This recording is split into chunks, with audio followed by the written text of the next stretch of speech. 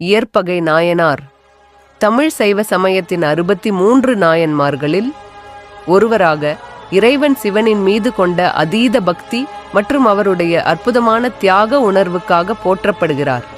இயற்பகை என்ற பெயர் இயற்கைக்கு பகை, அதாவது இயற்கைக்கு மாறாக என்று பொருள்படும். காவிரி பூம்பட்டினத்தில் பிறந்த இயற்பகை நாயனார் செல்வமிக்க வியாபாரியாக இருந்தார்.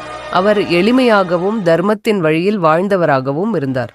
அவருடைய கதை தன்னலமற்ற சேவை, பக்தி மற்றும் நம்பிக்கையின் சக்தியை எடுத்துக்காட்டுகிறது. இயற்பகை நாயனார் சிவபெருமானின் மீது மிகுந்த பக்தியுடன் இருந்தார். சிவனின் பக்தர்களை சேவிப்பதே சிவபெருமானை சேவிப்பதற்கு சமமானது என அவர் நம்பினார். இந்த நம்பிக்கையின் அடிப்படையில் அவர் எதையும் கேள்வி கேட்காமல், எந்த வேண்டுகோளையும் நிராகரிக்காமல் சிவபக்தர்களுக்கு தனது செல்வம், சொத்து, தனது உயிரையும் தந்தார். அவருடைய தன்னலமற்ற குணம் உலகெங்கிலும் பரவியது.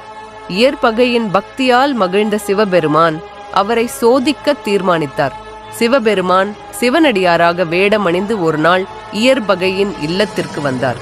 இயற்பகை அந்த அடியாரை அன்புடன் வரவேற்று உணவு, தங்குமிடம் மற்றும் சிறந்த வரவேற்பினை அளித்தார்.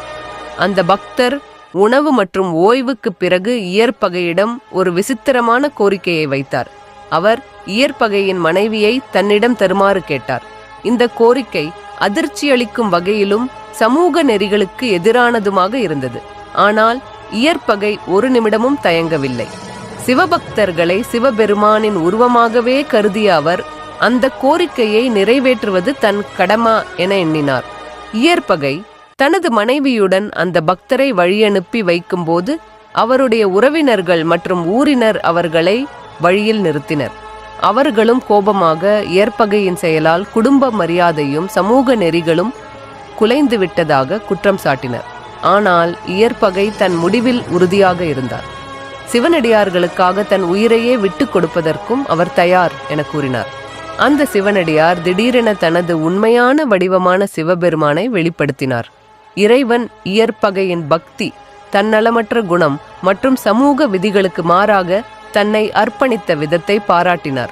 சிவபெருமான் இயற்பகை மற்றும் அவரது மனைவிக்கு அருள் வழங்கி அவர்களின் பெயரும் செயலும் யுக யுகங்களுக்கும் நினைவாக இருக்கும் என ஆசி அளித்தார். இறைவன் இருவரையும் தன் கைலாயம் எனும் சித்திர சபைக்கு அழைத்து சென்றார்.